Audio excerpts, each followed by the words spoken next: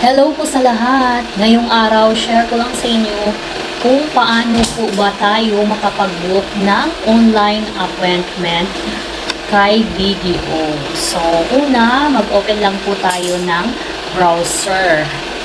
And then, type natin yung BDO online appointment.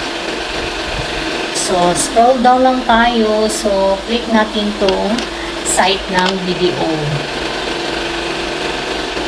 So, ito na po yung site ng BDO. So, ngayon, dito tayo pipili kung anong klaseng transaction ba yung ating gagawin. So, halimbawa, deposit, withdrawal cash, pay-bills, ayan, in cash, and then, other bank services. So, halimbawa is other bank services yung aking gagawin.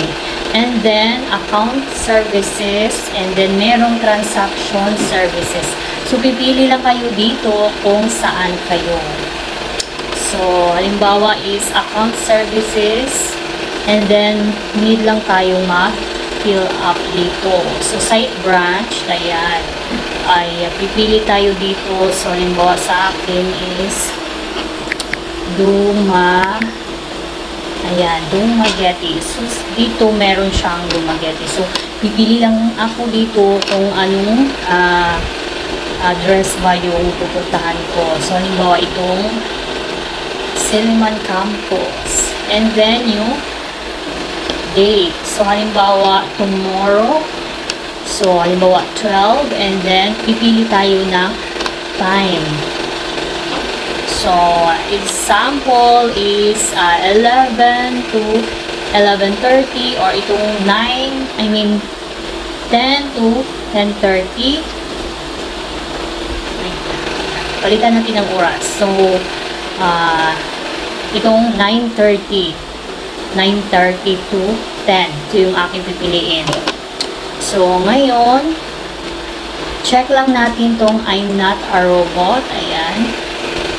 So, okay na siya. Double check lang natin yung mga informations natin and then click natin tong submit. So, ayan. So, kailangan lang natin to. Ayan, may QR code na. Ayan. So, ito lang yung ating ipapakita doon pagdating natin sa branch ng BDO. And then, save lang natin to. Ayan, save image. Ayan, save na yan. Ayan, file downloaded. So, ganun lang po siya kasimple mag-book ng online appointment sa BDO. So, pwede kayo gumamit ng inyong mga cellphone or yung mga laptop. So, madali lang talaga. At least, hindi na tayo doon, siguro wala na masyadong pila. So, mas mabuti is yung maaga tayo makapag-book ng appointment kung sakaling pupunta tayo doon. At least maiwasan natin yung mahabang pila. Thank you for watching.